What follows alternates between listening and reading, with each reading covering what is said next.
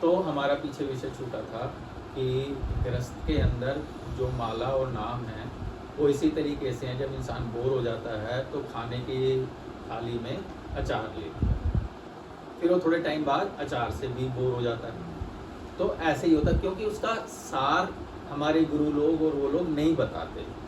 और हम जब माला कर रहे हैं, मान लो 1 महीना माला किया, 1 साल माला किया, तो हमारे जीवन में क्या नया हुआ इसके बारे में भी बताना चाहिए। कोई ऐसी दृष्टि वाला हमें गुरु चाहिए जो ये बताए कि बेटा तुमने 6 महीने तुमने नाम जाप किया है, तो देखो तुम्हारे जीवन में ये चीज़ें नहीं हुई, नया हुआ, और ये दुखाने थे और नहीं आए। ऐसी अगर दृष्टि हो किसी की तो फिर हमें मजा ही आ जाए। ऐसा कोई बता नहीं रहा। जब ऐसा कोई बता नहीं रहा तो हमें फिर वो उत्साह कैसे पैदा होगा? भाई सूर्य रोज निकलता है, सूर्य देवता है ना, उसके बारे में भी हमें नहीं बताता कोई। जो किताबों में लिखा है वही जानते हैं, लेकिन कोई हमें ये बताने वाला चाहिए कि बेटा तुम्हारे पेट में दर्द हो रहा था और तुम इतने दिन धूप में नहीं निकले, सूर्य देवता की आपने सामना नहीं किया, तो ऐसे ऐसे दर्द हुआ, और फिर तुमने फलाने 3 दिन सूर्य देवता का किया तो तुम ठीक हो गए। फिर तुम रियलाइज करोगे कि हाँ भाई, तो फिर तुम्हें आप लोगों को सूर्य देवता से प्यार होगा।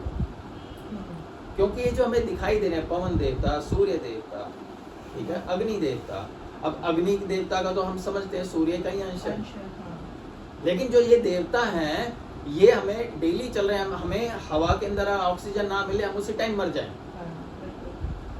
लेकिन कोई हमें बताने वाला तो चाहिए। फ्री फंड में जो चीज मिल रही है हम उसकी कीमत करते ही नहीं। जैसे आजकल के बच्चे, माँ बाप बुढ़े हो जाते हैं तो कोई कीमत ही नहीं है, क्योंकि फ्री में मिल रहा है। तो फ्री की चीज की कोई कीमत नहीं होती, ठीक है। तो हमें कोई ऐसा गुरु चाहिए, कोई ऐसा संत महात्मा चाहिए जो ऐसी दृष्टि रखता हो। तो मालाओं को और इन चीजों को छोड़ दो।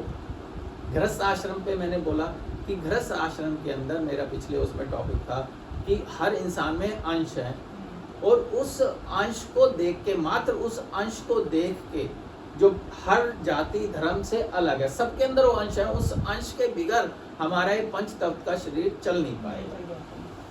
तो अगर हम उसी की सेवा करें तो सबसे ज्यादा बेटर है, और उसमें कोई दोष नहीं है, साफ सफाई कोई भी दोष नहीं। लेकिन इसके अंदर फिर कंफ्यूजन आती है, हाय हाय इसके अंदर प्रभु का अंश है तो ये गाली क्यों दे रहा है, ये गंदे काम क्यों कर रहा है।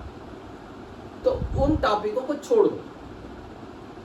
आपका काम है, आपका धर्म है, बेटे के लिए अपना फर्ज पूरा करना, बेटी के लिए अपना फर्ज पूरा करना, पति के लिए अपना फर्ज पूरा करना।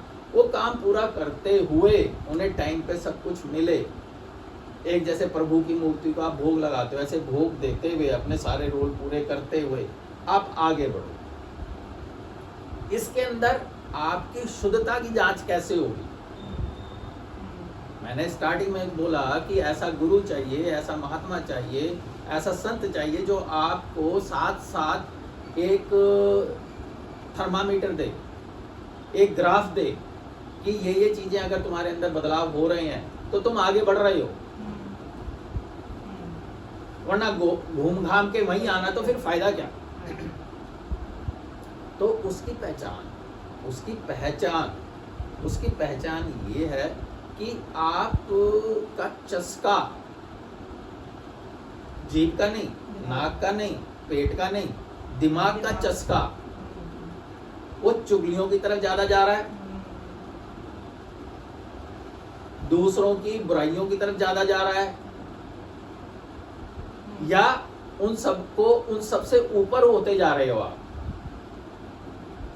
मतलब अंदर आपके जो जलन हो रही है, कुड़न हो रही है, उसके अंदर कमी आ रही है।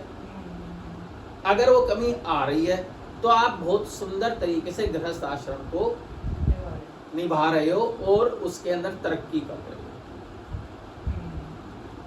कोई सवाल इससे रिलेटेड? सबसे पहले आप गृहस्थ आश्रम के अंदर ज्यादा